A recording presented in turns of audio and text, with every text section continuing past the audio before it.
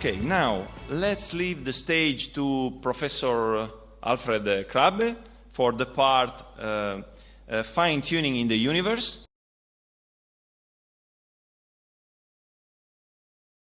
So thank you very much. I'm starting with two images of solar eclipses that we have seen, or you had an opportunity to see this year. One is from spring in Texas, and the other one is from the Easter Island a couple of weeks ago, both taken from friends of mine and friends of friends. And the amazing thing is that on the left side you see a total eclipse, and on the right side you see an annular eclipse, which means that the moon is at different distances, but in general it means that the moon and the sun have apparent diameters which are very close together. And this is pretty amazing, because if you take a temporal average, then they come out within 3%. And if you do an angular average, it's even better. It's between 1 and 2%. So this is something that we are, as astronomers, a little amazed about, because it's very unique in the solar system. You don't find any other system that comes even close to this. So, and you can think about how to explain this scientifically. So it's amazing coincidence, and you can interpret this as natural coincidence. These things happen at times. Yeah, it could be natural. We have been missing in a deeper natural law that drives this, or it has been purposely set, which would be a teleological argument that that was just mentioned. So. Of course, the distance between Earth and Sun between Earth and Moon can vary, so there's nothing that prevents us from putting the Moon a little further or closer. So there is no natural deeper law. So we are left with the chance coincidence or the purposely set. And in addition, the Moon is moving away from Earth at 3.8 centimeters per year. So there will be no total eclipse anymore in 500 million years from now. So you better enjoy the solar eclipses right now until they last. Yeah, so, okay. Okay, so we seem to be living in a special time, and this is also true for some other findings that I'm going to mention. So a life-supporting environment on Earth is depending on some planetary parameters, among them the Earth as such. So the mass of the Earth drives the size, the ability to house several billion people. The surface gravity determines the stability of the atmosphere. If the gravity is too low, then all the gas will evaporate. If it's higher, then of course the Olympic records will be on the lower side, then everything is much more direct to the ground. The distance to the sun determines the habitability, and the average temperature, the orbit eccentricity of the Earth's orbit, is fortunately very low, so it's a very good circle, but it would otherwise drive seasonal variation of temperature. And the rotation axis inclination determines the season, and the moon distance determines the temporal stability of the Earth's axis and the tides at the seashore. So finally, the magnetic field protects us from solar wind and charged cosmic particles. And there are more, but I'm end here and move to the sun, because the sun also determines a couple of influence factors. Basically, the lifetime, the stability of the radiation field that we are exposed to, and the radiation spectrum. So how much UV radiation and infrared radiation we get. So the age determines the visible size, the remaining stable solar lifetime, and also the solar constant. So how much radiation we get total. And Jupiter also protects us against collisions with small bodies, because he deflects them into outer space. So when we try to change any of these parameters from their current values, that will compromise the Earth level of habitability, at least for us humans. And I'm not saying that changing this will make life impossible. I'm only saying that it will not be as easy as it is. And I refer to you the movie Dune. You can live on a desert planet, but how many people can live there? And if you look at the Earth for the telluric biosphere, the current planetary setting is perfect. And this is the amazing fact that I want to convey to you. So also with the advent of supercomputers in recent years, it has become possible to calculate the future of the Earth orbit. And there are two good news for us. The first one, the Earth will not be expelled from the solar system, which has been a question for the future, because we have two big planets, Jupiter and Saturn, which would be able to do this. and the Earth's orbit will not become more eccentric. I mentioned eccentricity, so if you go to the left side, there is you see that the Earth is closer, and that means during some part of the year it will be hotter, and on the other side, during the rest of the year it will be much colder. So we want to avoid this, and the good news is we will not increase the eccentricity of the Earth. But the third finding is the planets are stabilizing each other, and this is also an amazing fact. So the solar system seems to be a sensitive system. It's not that you can move planets around and nothing else happens. So don't move Saturn closer to the Sun. Saturn is 10 AU away. If you move it to 9 AU, then the orbit of Mars will get unstable, and that means that the orbit of the Earth will get unstable. If you move or if you remove Mars or Venus altogether, then also the Earth orbit will get unstable, and that could mean greater eccentricity or changing of the orbit. And we don't want to change this planetary system altogether, because it seems that our planetary system is dynamically well balanced. And I come back to this later. Another thing is the solar luminosity, which is not constant. The solar luminosity was 28% lower 4 billion years ago, which means 23 centigrade lower in temperature, and it will be higher by 15% in 1 billion years from now, which means the temperature will increase by 11 centigrades.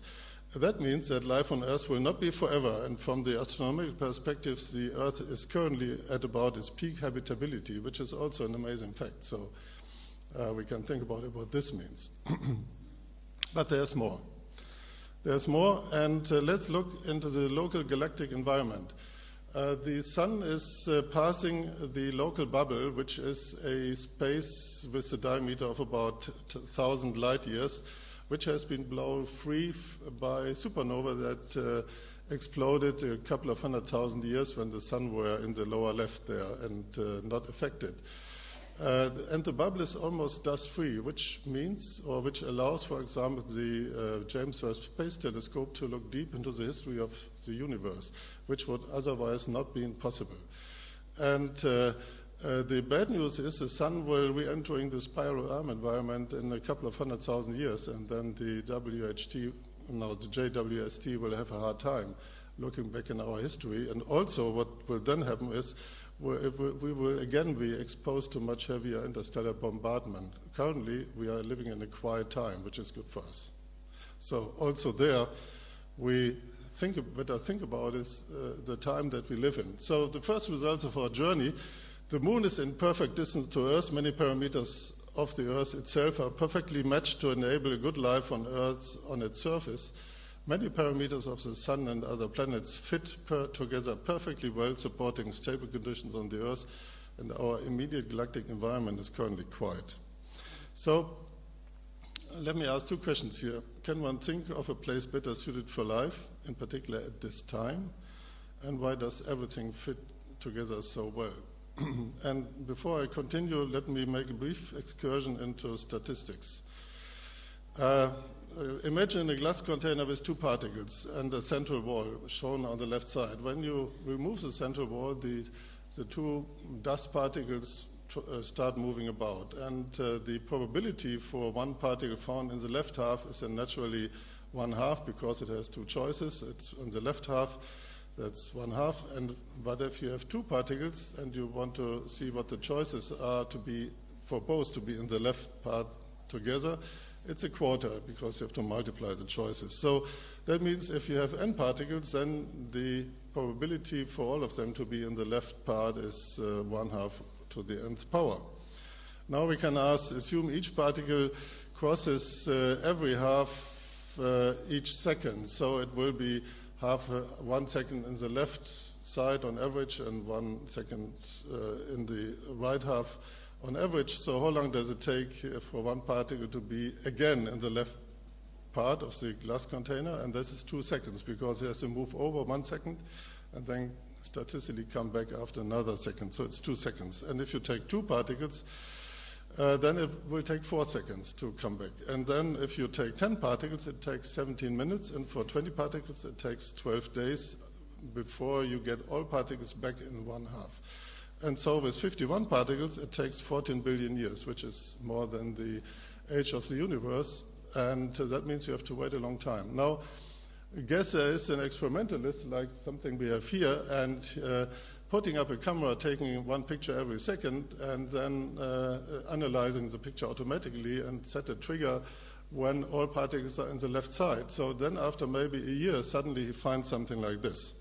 And then he says, how can this happen? I mean, I was supposed to wait for a couple of billion years before this happens, so can we understand this? And he will be puzzled. And this can be compared to a guest winning at a roulette table over and over again the whole evening. And then you ask yourself, is this manipulation or chance coincidence? And this is the question. And the question is, how come that the Earth hit the parameter jackpot, all parameters in its favorite in terms of life, supporting? That means all parameters on the left side.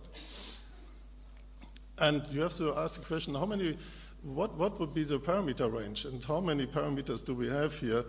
And we know more than in the past years, because now with the discovery of exoplanets, we have a couple of parameters that we can vary.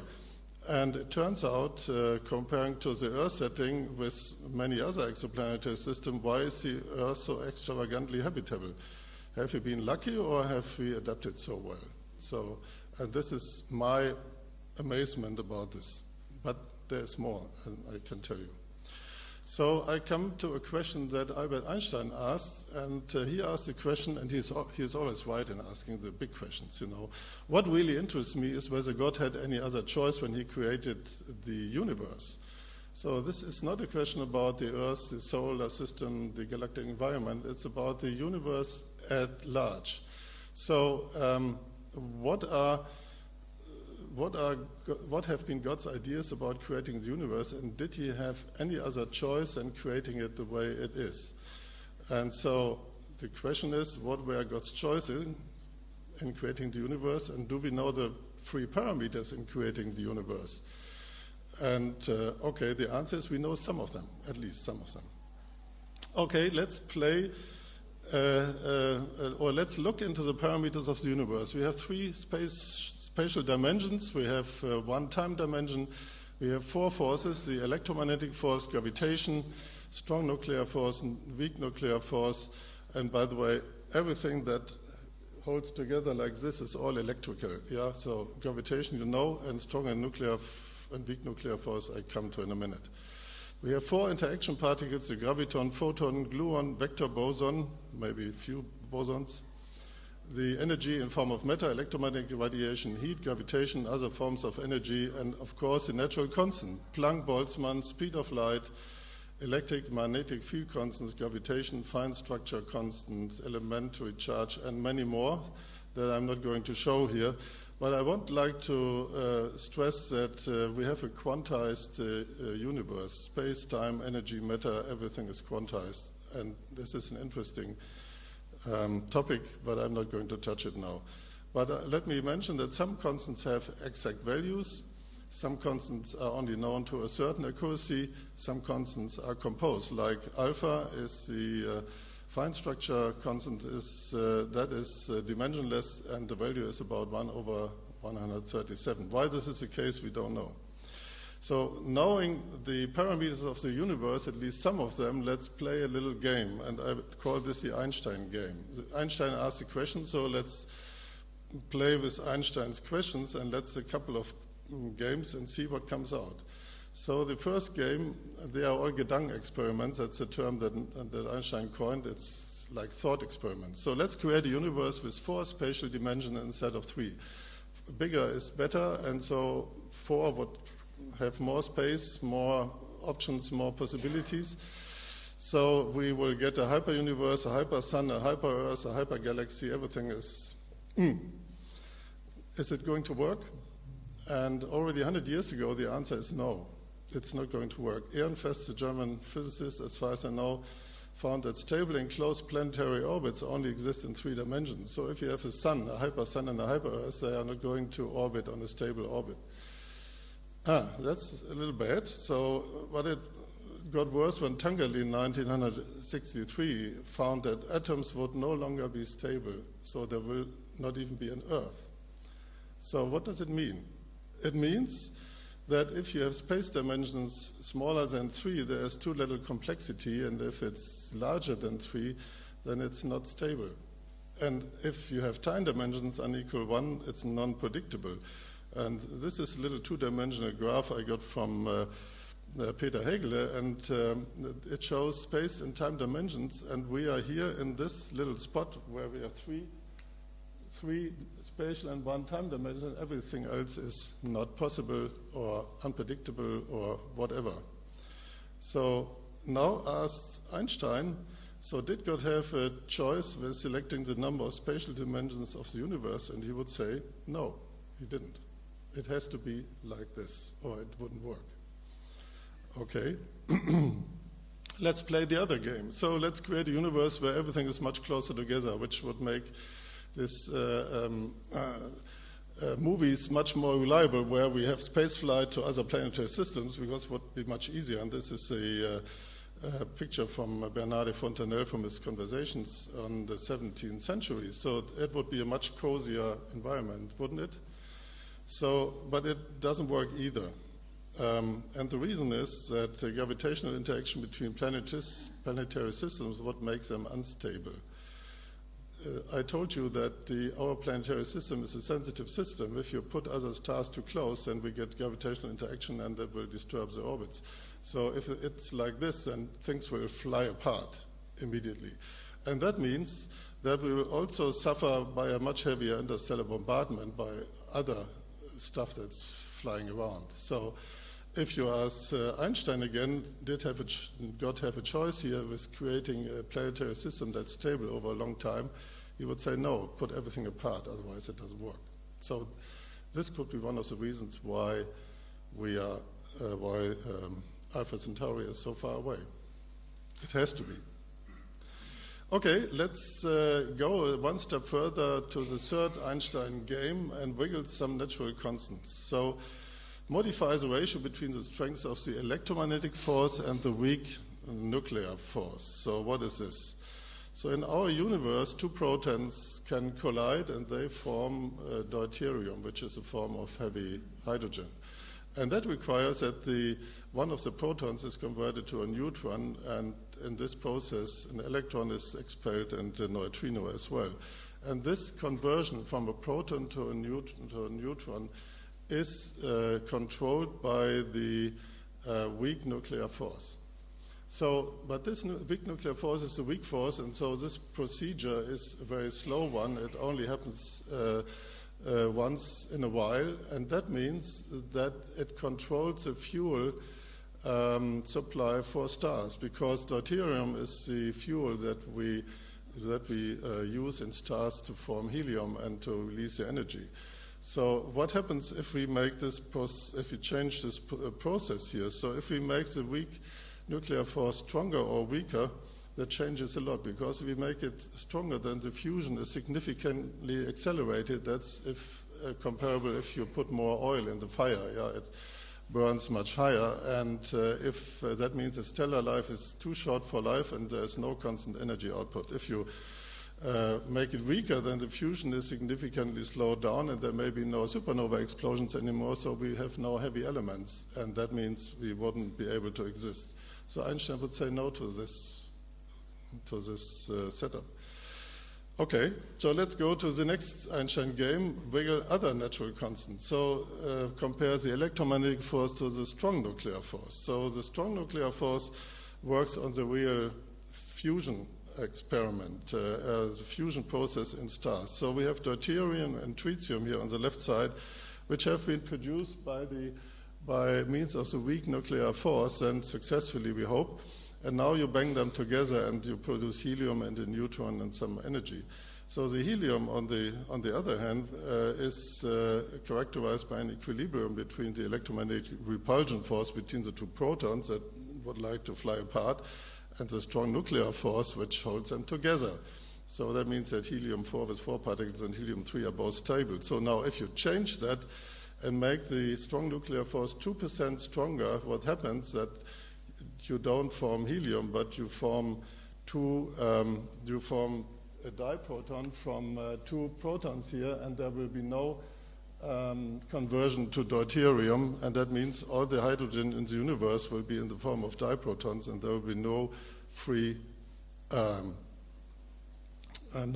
hydrogen. For example, methane cannot be formed because there is no free hydrogen to form methane. Also, the fusion is 10 to the 80 times faster, and that means there will be a big explosion, and that's it. You know, then everything is diprotons, and that will be end of the story.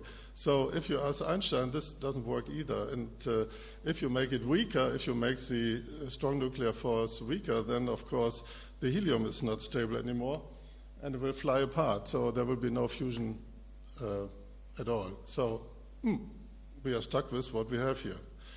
So let's I hope I have enough time, but let's move to the fifth game, modify the speed of light. People have thought about this, but we have seen that c, the speed of light, is included in a couple of formulas here. Einstein's formula about the energy, then the electric and magnetic force depend on c, and then also the alpha, the fine structure, contains a c here. You can see it's a little there. There is a C. So if we change C, it's not only that you change some random velocity in the universe, you change everything in the universe. Because modifying C will change the energy content of mass, so you get much more or much less energy out of matter. The interaction rate of charged nuclear particles, protons and electrons changes, and the strength of the electric and magnetic force changes. That means the chemical binding energy will be grossly modified. We have a different chemistry, and stellar energy production will be much different. So there will be so many changes that Einstein will say no, but we know that he would be against changing C anyway, so this is not a surprise. Yeah. My last example here is is a game that we can play backwards because it concerns the carbon production within stars. And talking about carbon is a special one because carbon is very important for supporting life. Our body dry weight consists of 62% carbon. So if you take away all the water, then we are left with 62% carbon. So that means carbon is important for life. So now assume that the formation of helium-4 can be provided as shown earlier with strong and weak nuclear forces. Then you can bang two helium nuclei together and form beryllium, and then you can bang another helium into the beryllium and form a carbon-12. Okay, so when people try to calculate this, they found that it doesn't work well enough. You can form beryllium, it will be in an excited state, which is marked by the asterisk there, and it's stable for about only 10 to the minus 17 seconds before it decays. Well, in a star, this is long enough because it will be hit by the third helium nuclei 10,000 times here, and kind of ask, okay, can we form carbon? But this is this is a pretty slow procedure. So the calculation came to the point that people found that this is not going to work. We are not producing enough carbon in the universe for us to live here. So Fred Hoyle was the first one who noticed that in 1954. So he postulated a resonant C star state, which is close to the sum of the energies of beryllium and helium to enhance the yield of the production. So he went to his colleague, William Fowler, and he was a little resistant to do the measurement, but because he said, well, there has to be something because we are here. And he did the measurement and he found the state. So he found the excitation state and he got a Nobel Prize for that. So this is amazing. Yeah, so kind of a prediction. And how does it work? So here you see the excited state of carbon. This is the ground state, this is the excited state, and the sum of beryllium-8 and helium are 4% below there, and the difference is easily provided by the additional kinetic energy because these two are banging together. So this is a good thing. And then Fred Hoyle said, wait a second. So if we produce now a lot of carbon, what happens with the production of oxygen? Because the carbon could be upward converted into oxygen and then it's gone again. So it's like filling a bathtub where you fill in water and pull the plug, and then all the water drains away, and you have no water in the bathtub. So what happens to the follow reaction, 12 CO plus 4 helium to O16? And it turns out the answer is no. It will, this production is slow because the excitation state of oxygen is 1.5% too low. That means the enhanced production will be maintained in our universe, and that's why we are here. So we depend very much on these two very slight coincidences. And Fred Hoyle was stunned when he noticed that, and he said, "Nothing has shaken my atheism as much as this discovery." Einstein would say, "Oh, this is necessary, otherwise we wouldn't exist." See, he would turn the argument, and this, of course, is the beginning of the anthropic principle, but I'm not going to discuss this here further. Let me come to some findings based on what we have seen here. The conditions on all scales are in support of life on Earth, Earth, Moon, planetary system, galactic environment, universe as is, fundamental in quantum physics also. Each of these phenomena is connected to a parameter space to potentially select from. So there's a parameter space. It could have been different. All of these parameters are set to values enabling life in the universe and in particular on Earth in the solar system. So if one of these parameters would be set to a different value from what it is now, life and mankind would be in danger, or we would not even exist because the universe would function completely different. So this is meant by cosmic fine-tuning. So why is everything working so well for us? And Max Tegmark, who is an MIT professor of physics, and he is not known to be particular Christian, he said either God fine-tuned the universe for us to be here, or there are many universes. So we have two choices here, each with different values of the fundamental constants, and not surprisingly, we find ourselves in one in which the constants have the right values to permit galaxies, stars, and life. So, yeah. The universe has been, so choice number one, the universe has been fine-tuned. This tuning requires a will, he says, necessarily God exists. So God may not be the God that we may understand, it may be something different, but an unknown will.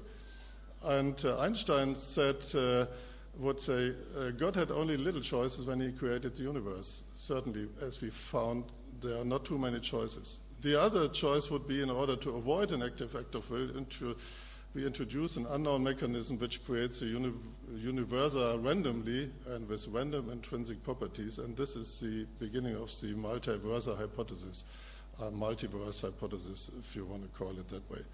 Okay, so what does it mean? It means that we draw from a very large parameter space that we have seen, and some unknown mechanism creates all kinds of universes, and if we are lucky, it will create a universe with carbon-based life, and that's the universe we are in.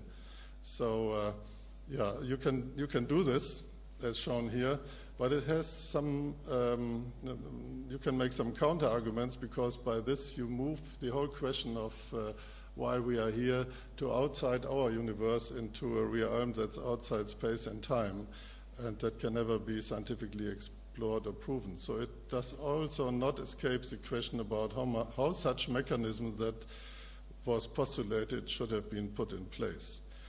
So the conclusion, and I'm close to my conclusion, is both choices are beliefs. So if you believe that there's a God or a will who did this, or if you believe that this is all random, both are beliefs, and it's amazing that doing some scientific exploration, we finally find ourselves in questions that have nothing to do with science, or at least are not directly connected. And they're both at the realm of natural science. Both beliefs, however, have different consequences. Choice 2, we exist by chance and there's no deeper sense in our existence, or the other one is life on Earth and mankind are both wanted and exist in a divine context. Okay, so currently I don't see any other choice here. So the choice is yours, and thank you.